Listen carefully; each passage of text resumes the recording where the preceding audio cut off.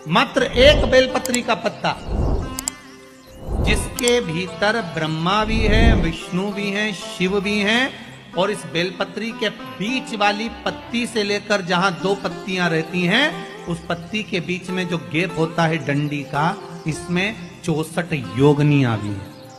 64 योगनियां देवियां भी इसके अंतर्गत विराजमान है। और उस डंडी के नीचे जहां दो पत्ती है, इस दो पत्ती के नीचे की जो लंबी डंडी रह जाती है, इसमें 33 कोटि देवताओं का भाग है।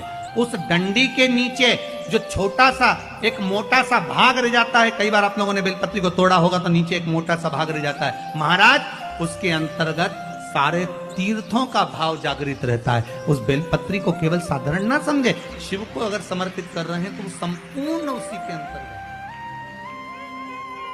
संपूर्ण।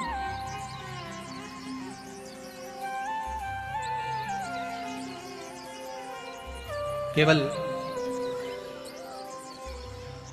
आप लोगों ने बेलपत्र अगर कभी शिव जी पे चढ़ी हुई, हम तो कई बार निवेदन करते हैं कि आप उसका सेवन हफ्ते में एक बार, जिसको भी शुगर हो, बीपी हो, थायराइड हो, हफ्ते में एक बार शंकर जी पे चढ़ी हुई बेलपत्र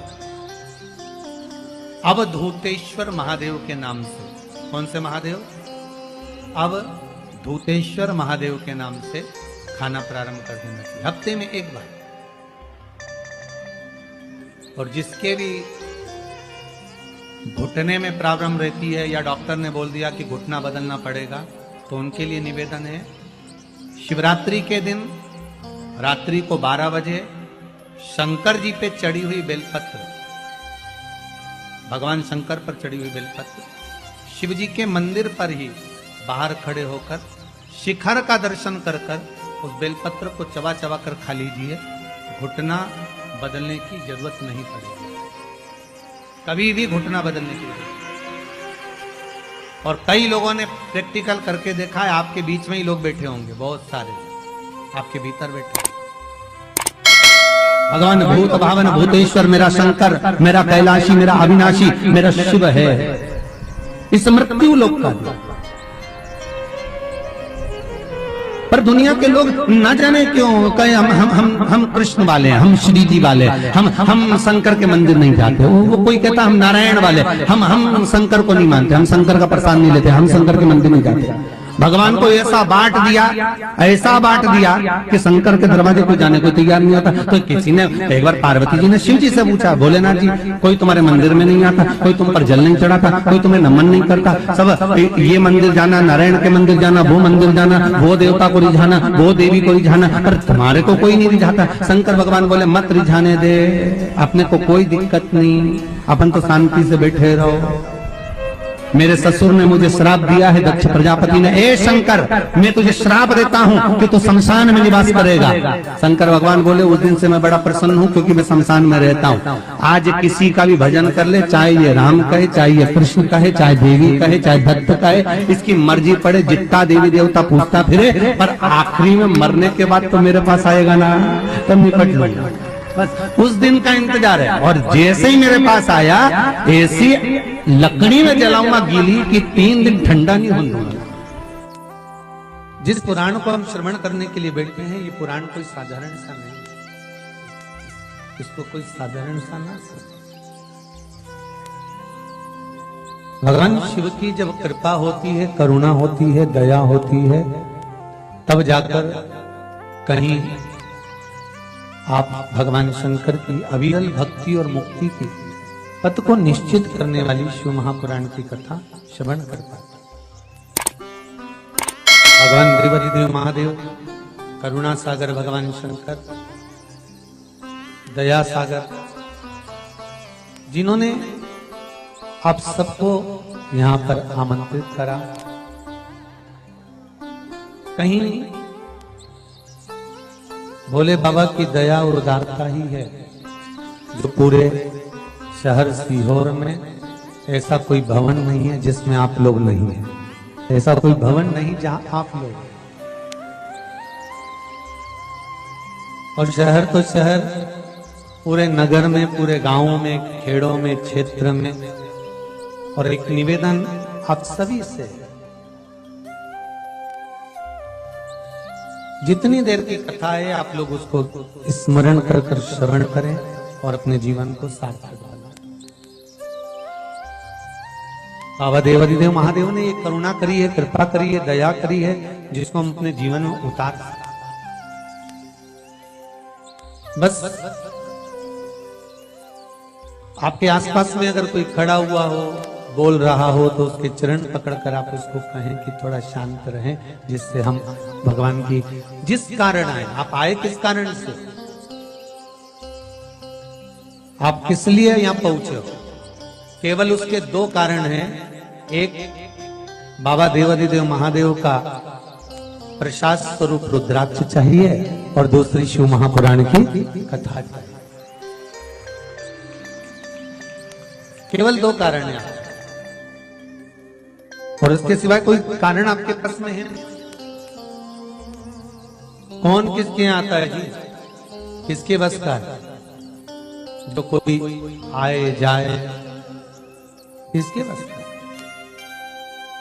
ये तो देव आदिदेव महादेव की करुणा, कृपा, दया, उदारता है, जिसके बल पर हम भगवान की अविरल भक्ति और मुक्ति का साधन शिव महापुराण कथा का रस साधन करते।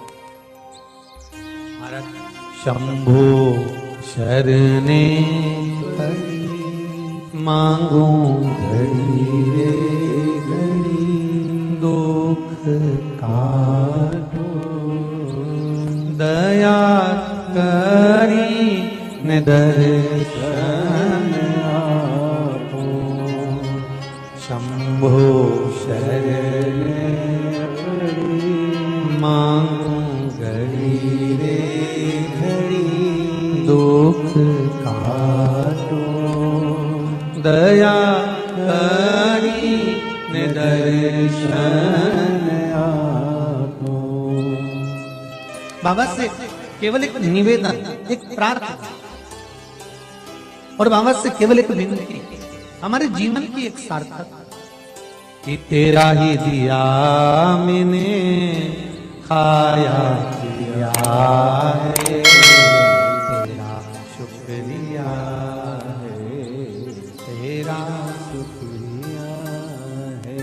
मुझे भोले बाबा ने बहुत दे दिया है, तेरा शुक्रिया है, तेरा शुक्रिया है।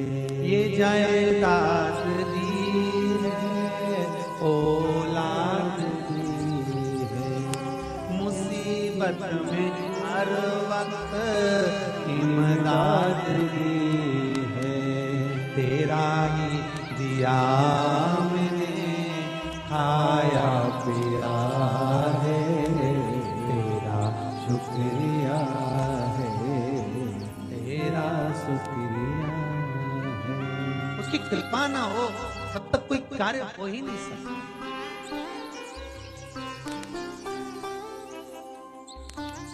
संसार में आने के बाद देखिए, अगर भगवान के होना है, परमात्मा के अगर हमको होना है, तो थोड़ा सा तो जीवन में कष्ट।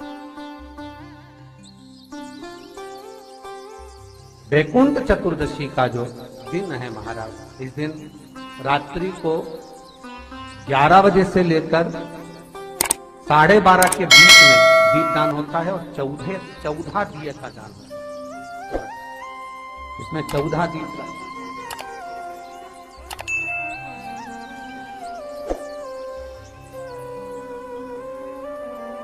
14 निवेदन है आप सबसे कि प्रयास करना कि घर के बाहर आप एक दीप, जहां पर आपका जलाशय है, पानी का स्थान है, वहां रख दें और एक दीप तुलसी के क्यारे के पास रखें। बाकी के दीप आप घर के बाहर लगा। 14 दीप। वृंदा की आंखों से आंसू बह रहे हैं, नैनों से नीर बहे। और वृंदा ने उसी समय भगवान शंकर को बुलाया, भोलेनाथ पधारो पधारो। शिव सामने वृंदा, तेरे पति ने जो उपद्रव मचाया था, जहां जहां मंदिर, देवालय, तीर्थ, व्रत सब खंडित कर दिए। जो ब्राह्मण पूजन करने बैठते थे तेरा पति जलंधर, उनके प्राणों को हर लेता था। वृंदा, कहीं किसी गांव में अगर भोजन और भंडारा होता था तो तेरा पति उसमें कुछ गलत पदार्थ मिला देता था। वृंदा, तेरे पति को मारना जरूरी था। वृंदा की आंख में आंसू भरे थे और वृंदा आंसू भरती भरती कहती है, भोलेनाथ,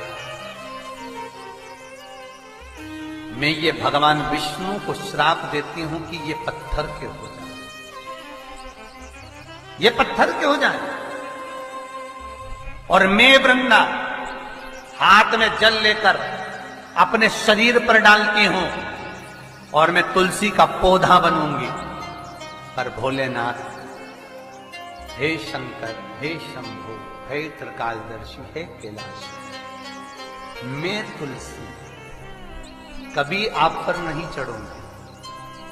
केवल वर्ष में एक दिन होगा बैकुंठ चतुर्दशी का दिन, जिस दिन भगवान का हरिहर मिलन होता है। बैकुंठ चतुर्दशी दीपावली के बाद में आती है, पूर्णिमा के पहले, कार्तिक पूर्णिमा जो आएगी बैकुंठ। और इस बैकुंठ चतुर्दशी का बड़ा महत्व है साहब। जो बच्चे पढ़ने में कमजोर होते हैं, विद्या में कमजोर होते हैं, जिनकी चित्तवृत्ति कमजोर होती है, जो उनको माता पिता बार बार कहते पढ़ पढ़ पढ़ और बच्चा पढ़ता नहीं है, उनका दिमाग, उनकी चित्तवृत्ति खेलने में लगी रहती है, चिड़चिड़े रहते हैं, उन बच्चों के लिए शिव महापुराण कहती है बैकुंठ